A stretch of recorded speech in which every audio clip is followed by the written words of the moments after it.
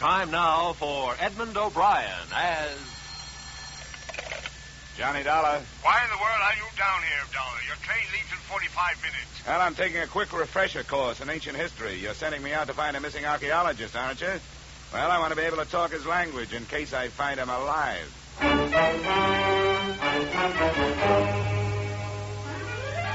Edmund O'Brien in a transcribed adventure of the man with the action-packed expense account. America's fabulous freelance insurance investigator. Yours truly, Johnny Dollar.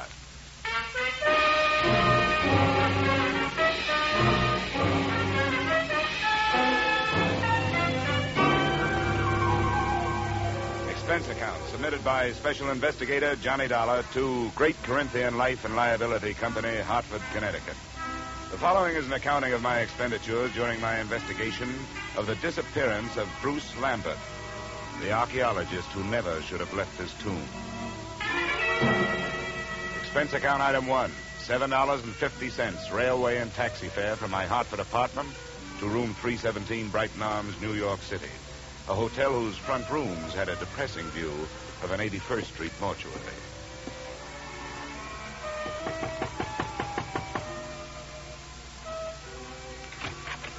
Miss Lambert? Yes, please come in, Mr. Dollar. She was tall without awkwardness, had the physique of an athlete, but still with softness, and a golden tan made her seem out of place, set against the snow heaped on the sill outside the windows. Thank you for coming, Mr. Dollar. I realize that mine was a rather unusual request to make of an insurance company. Not at all, Miss Lambert. The company doesn't want to lose a policyholder any more than you want to lose a brother. But there are a lot of good private detectives in New York. I couldn't afford one. I had thought of notifying the police, but I realized that Bruce's case would be just one of many to them. They're so impersonal. And if there's a chance of any notoriety... Miss Lambert, if you mean that for some reason you'd rather the police didn't find him, you'd better tell me about it. Yes, of course I was going to. I don't see how it could make any difference. Please sit down. Maybe we'd better start way back at the beginning, huh? That would be in Egypt, wouldn't it? Yes. In the desert some 100 miles west of Thebes. My brother's an archaeologist, and he'd uncovered some ruins. It was quite an important discovery, something about the 12th dynasty. I don't know much about it. You were with him? Yes, I didn't spend much time at the excavation site. I stayed in the village. But the reason the police might make it difficult is that Bruce discovered some relics that he didn't declare to the authorities there. You mean he swiped them? Well, if you're in the habit of using extreme bluntness, I suppose you could put it that way. All right, I'm sorry. Please, Mr. Dollar, this is quite unpleasant for me. If Bruce had stolen all the relics, you wouldn't expect it to make any difference in how I felt about his disappearance, would you? Well, I'm afraid I can't do anything for you. I've got to know these things if I'm going to help you. Wait. I'm sorry. I'll tell you everything I know. All right. What were those relics that your brother didn't declare? Well, I'm not sure how many there were. There was some statuary, an obsidian head of some old king, and then there was a scarab. It was supposed to have been the official seal of this king. Do you know how valuable this stuff is? I'm afraid that it might be very valuable in some circles. That's what I was afraid of, that someone harmed Bruce or even... But there's so many things to be afraid of. He isn't strong. Maybe even his mind. He was injured quite severely in a traffic accident in Alexandria just before we left Egypt. I've got to find out what could have happened to him. Come on. We can't find out this way. What does your brother look like? Is he light or dark? Here's a snapshot. Oh. He's blonde. His hair is straight and was quite long when I last saw him. And that was 4 days ago? Yes. The day our ship docked, I was arranging for my luggage. He just disappeared. What else? What's his build? Slight, medium, heavy? Slight, I'd say. What about his clothes? Well, he was wearing a dark blue suit and a gray overcoat. The right sleeve of both would be empty, because his right arm and shoulder are in a cast. Uh-huh. A traffic accident. Huh? Yes, both were fractured. I wish I were able to be more help. But I've told you everything I know. He just vanished. Did he... Did he have any enemies that you know of? No, there's not even that. I can't let myself lose hope. But what can we do? How do you start looking for somebody with so little to go on? Before I answered her question, we started at the beginning again. The second run-through was pretty much like the first. But disappearance from a foreign ship in the port of New York is not as easy as the telling of it. I left the troubled Marcia, checked into an 8th-floor room in the Brighton Arms, where a phone call told me the North Fleet had already sailed. No hope of information there. So I headed for the U.S. Customs Office. Good afternoon. Mr. Nixon? Yes? Well, my name is Dollar. I'm an insurance investigator. The girl outside said you could help me. I'd like to get some information on a passenger who arrived from Alexandria on the North Fleet. North Fleet. Well, I'd have to know the day of arrival and the name of the line. It was 4 days ago. They'd made it... that would make it the 20th. It's a British ship. North Fleet. Well, no. What was the passenger's name? Lambert. Bruce Lambert. Did he clear any luggage through customs? Bruce Lambert. Yeah. Witnessed the examination of one piece of luggage, a suitcase, personal effects, one piece of statuary purchased in Alexandria, no duty. What address did he give you? Bruce Lambert. No street number, no hotel, the Brighton Arms. Oh, the Brighton Arms. Well, don't count on that.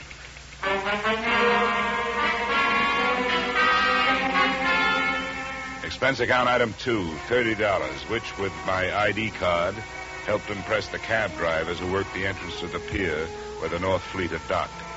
Checking these cabs took the whole afternoon, and midway through it, I realized I wasn't the only one interested in that particular hack stand. I wasn't sure at what moment I'd actually noticed him.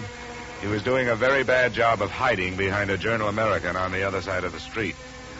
All I could see was the lower half of an overcoat, the seam of some razor-sharp trousers, and some pointed shoes. But I began to feel his eyes looking at me as I went on with my questioning. That finally paid off through the mouth of driver number 782. You know, you meet all kinds in this business. Some you forget, and some others you remember. Yeah, well, do you remember a guy with his arm and shoulder in a cast? And something you learn in this business. That's to read people's faces.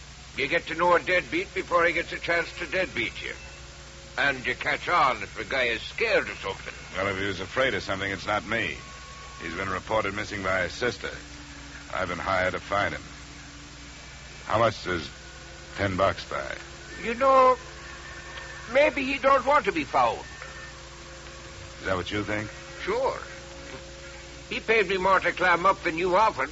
Well, I've got more. What are you going to do with him? I want to talk to him.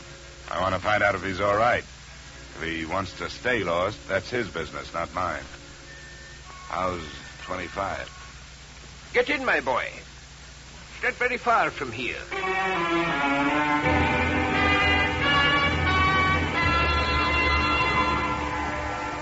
Our destination turned out to be an old red brick hotel near 39th Street between 10th and 11th Avenue. And it occurred to me that as an archaeologist, Lambert was running true to form. He'd even used some ruins to hold up in. One $5 bill brought the information from the room clerk that Lambert was out of his room, and another brought a pass key that let me in.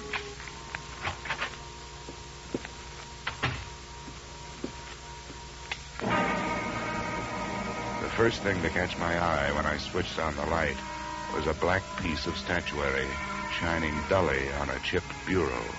A crowned head with exaggerated features, sculptured in obsidian. I posed myself this riddle. If it was so valuable, why didn't Lambert take better care of it? But before I had a chance to try for the answer, a foot nudged the door open behind me. As might be expected, it was wearing a pointed shoe and was followed into the room by a slight yellow ivory-skinned man who rather resembled the black statue. I must thank you for leading us to the hiding place. Where is he? Well, that depends on who he's hiding from. looks like it's you. Perhaps it is that you do not know where he is. Yeah, perhaps. I followed your taxi after you talked with those drivers. That was very smart. Where did you think I expected you to go? What's your interest in Lambert? You were employed by the girl to find him. How much does she pay you? I never talk money with a stranger. Perhaps we will not be strangers for long.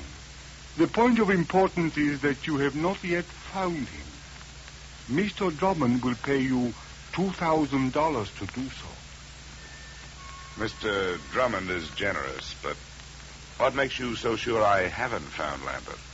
Because he is not here. But that only means he's someplace else. Please, I have no wish for violence. Well, then put that thing away.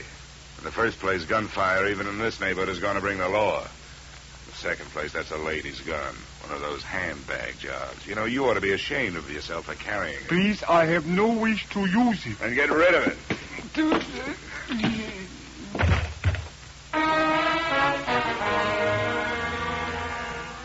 I hate little men who try to play bully. But there was more than that behind my fist. I figured I could learn to know him better if he was quietly stretched out on the floor. I was half right.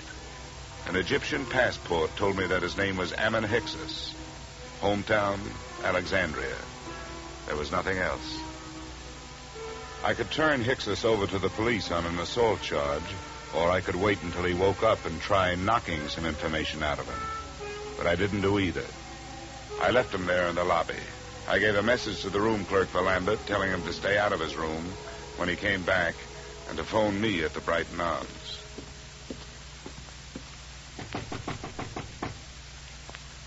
Who is it? Dollar. Oh, just a second. Is there any news? Did you learn anything, Mr. Dollar? Yeah, I made some progress. I met Ammon Hyksos. You told me your brother didn't have any enemies. That little Egyptian is out looking for him with a gun. Why'd you lie to me? I have no right to ask you to believe me now. That's so true. But I wish you would. Please come here and sit down. No, thanks. You sit there and I'll stand here. I think I'll be less inclined to believe you from here. That's not fair. I know. I wasn't fair with you either.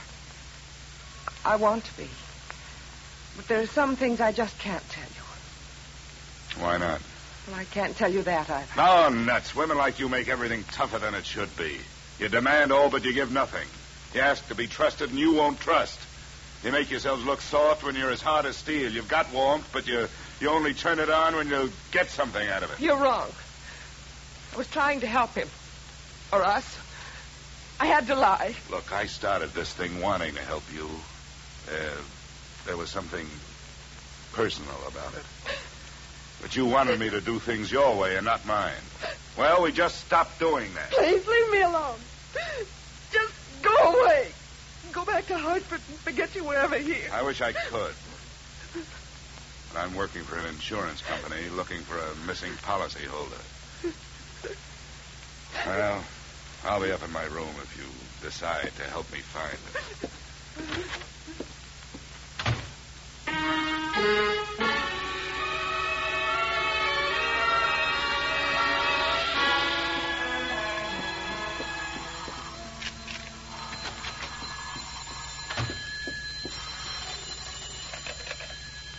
Yep. Is this Mr. Dollar? That's right. This is Bruce Lambert. I got your message to call. Where are you now? Not so fast. There were 2 attempts on my life while I was on my way here from Alexandria. I'm not anxious to tell anybody where I am. How did you get into this? Marcia called your insurance company when you took the run out. They hired me. Good for Marcia. Is she all right? Well, that depends on your point of view. I suppose she's being the helpful sister to you, but for me, she's done nothing but act mysterious. I don't get it. She won't tell the truth about you. I hope you do better. She told you she was my sister? Well, sure she did. Why shouldn't she? Well, I can't see why she'd do that. She isn't your sister? No, I don't understand it. She's my fiancée. I don't understand it at all. Where is she? I better talk to her. That's a good idea.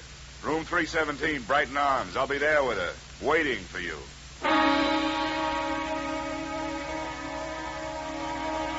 Which, in a way, was how it worked out.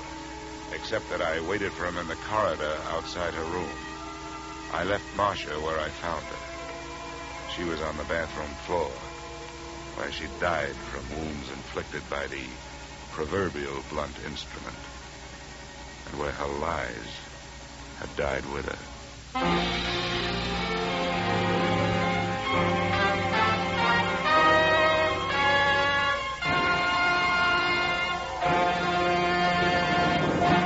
In just a moment, we will return to the second act of yours truly, Johnny Dollar. But first...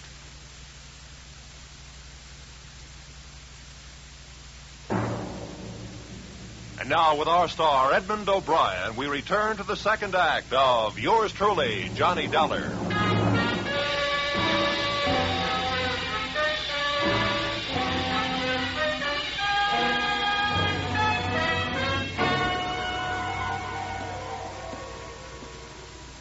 Bruce Lambert? Yes? It's all right, I'm Dollar. Didn't take you long to get here. Where'd you phone from? Just around the corner. A bar. Why do you ask? Where's Marcia? Marcia's dead. I don't believe you. I want to go in there. She isn't dead. Let me in there. Come on, use your head, will you? There's nothing... Oh, your arm. I'm sorry. Look, you don't want to go in there. Believe me, you don't. There's nothing you can do for her.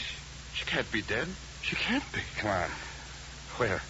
Why? I want you to come up to my room with me. You've got to do two things. First, give me every reason you can think of why this should have happened. And then, before the police get here, you'd better start rehearsing a story of your own.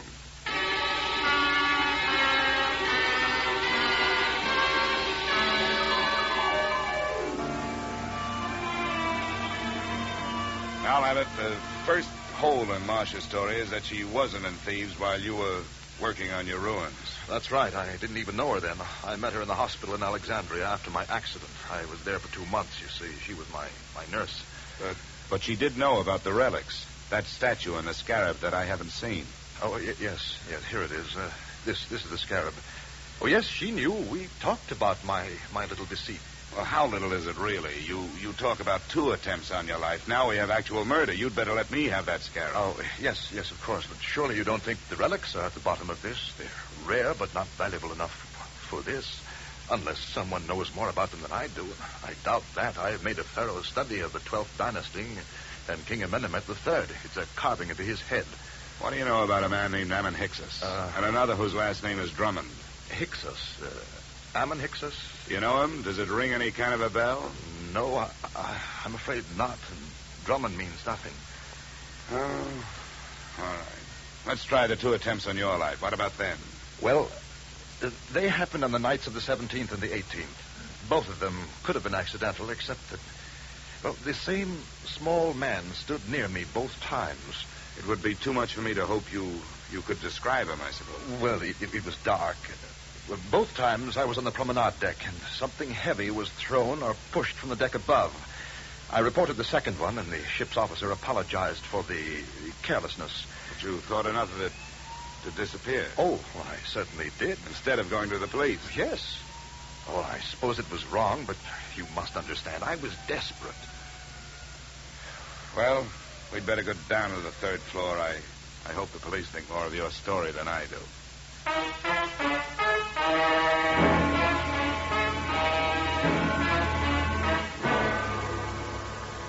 In 20 minutes, room 317 really looked like a murder scene.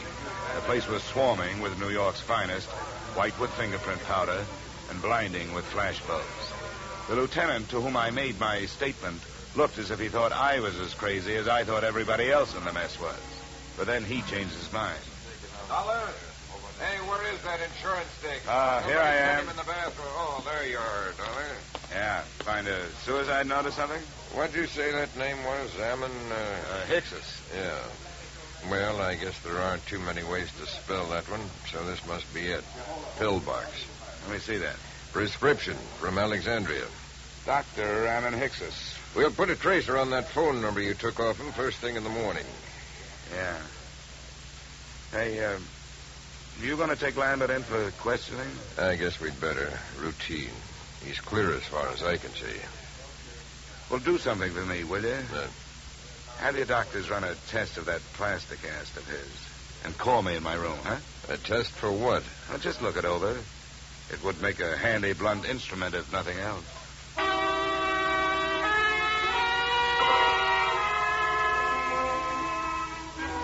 Expense account item 3, $7.50.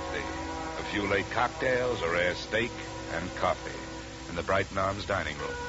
After which I picked up an armful of extra editions so I could catch up on what I'd been doing. I self-operated my way to the 8th floor and started toward my room. I was looking forward to a hot shower, but I didn't get it. I was still looking forward, but into a familiar gun muzzle.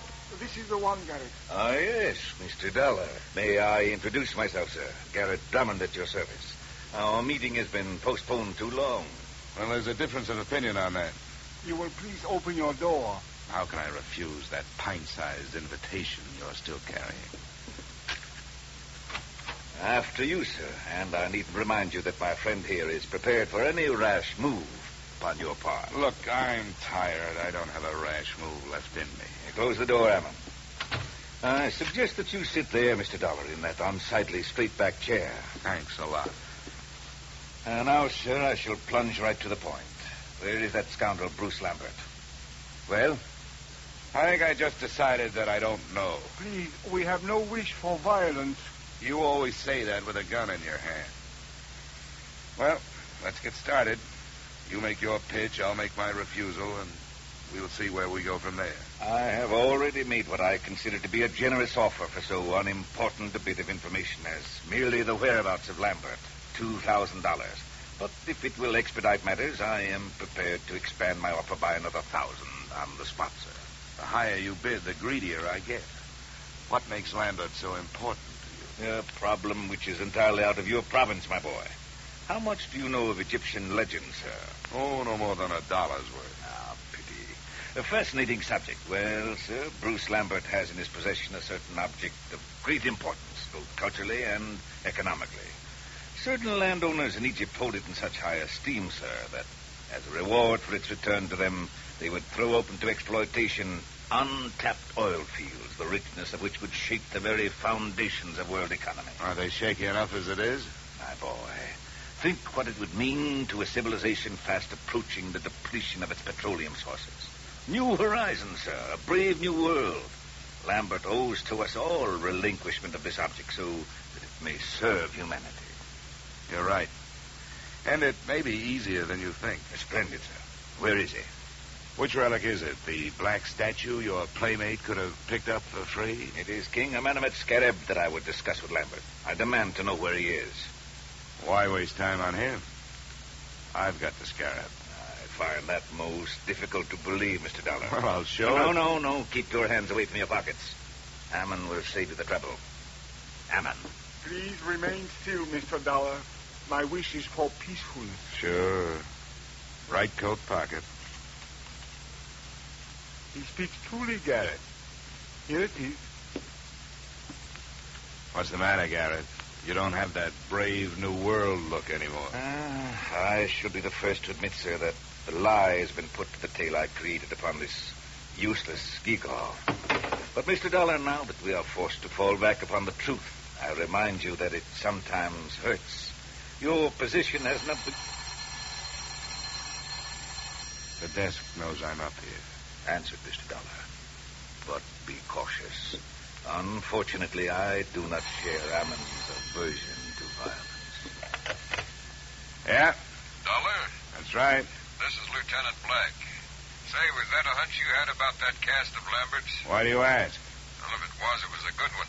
The doctors won't let us take it off, but we cut into it. It was put on in 3 layers. The middle one was wrapped in narcotics. Yeah? Don't be so modest, Dollar. There must be $300,000 worth. No, sometimes it's a whole month before we get that much. Looks like the work of your friend, Dr. Ammon Hicks's. Yeah. Oh, wake up, Dollar. I want to check Lambert's statement with yours. I'll have him there in 10 minutes. Goodbye. Okay. I commend you, sir, upon your show of intelligence. Who was it? The police. They're looking for Lambert. Oh, and what did they give as their reason? Narcotics. The story of a man bound for America who cracked up in a car, and while he was unconscious and being patched, said narcotics were put in his cast by a Dr. Ammon Hickses, probably assisted by a nurse named Marcia. But there's no proof. Ammon, we'll waste no time on evasion. Yes, we used the boy. A courageous scheme, but for that silly goose of a girl. She was the true conspirator and the traitor as well. She happened to fall in love with the guy. The romantic Atlantic crossing. An empty proposal of marriage suddenly becomes more important than actual coin of the realm. But enough of that. The police are looking for him, and odds teeth, so am I. Where is he? I don't know. Ammon, call his hotel on 39th Street. No, wait, my friend. The police must be watching that. Are they, Mr. Dollar? Well, that's where his personal things are. If I were the police, I'd be watching. Yes, we seem to find ourselves in such a position that we must at least pretend to see eye to eye, sir. Very well. We shall wait here. The chips are down, so to speak. Ammon. Yes, Garrett. Take the pistol. Into the bathroom with you.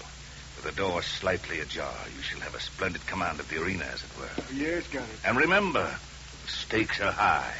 Yes, Garrett, I will remember. And now, Mr. Dollar, it would seem that little remains but the waiting.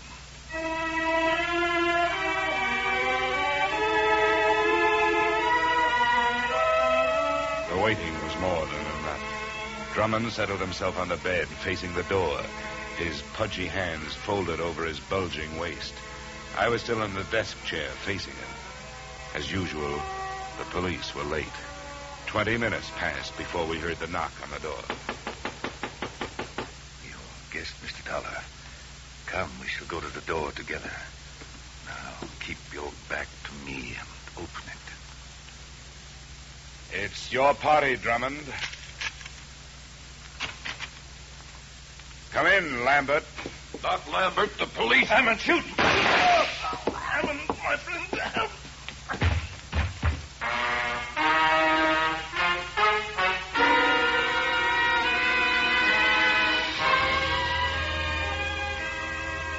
Drummond's wound wasn't half as excruciating as his call for help. The doctors report that his shoulder will be in a cast, that as soon as the state of New York can gather a jury, he will stand trial on the charge of first-degree murder. The body of Ammon Hickses was taken to the morgue. As an insurance company, you are probably less interested in that than in the fate of your policyholder, Bruce Lambert. That's explained in expense account item 4, $280 hospital bill paid in advance. In view of the possibility that there may be others interested in that $300,000 cache of narcotics he has to carry around with him until his arm is okay, I thought it would be safer to keep him under wraps. Oh, by the way, while he was lying there, helpless, I sold him a policy for you covering the scarab and that carved head. Expense account total, $456.90. Yours truly, Johnny Dollar.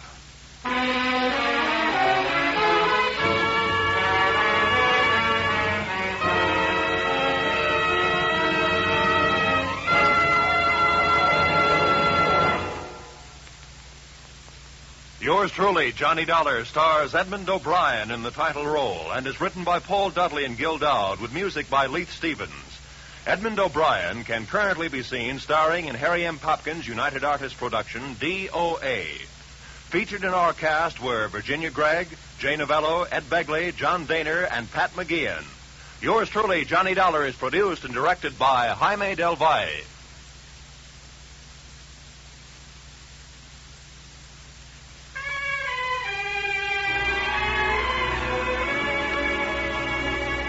Join us again next week when Edmund O'Brien returns in another adventure of Yours truly, Johnny Dollar.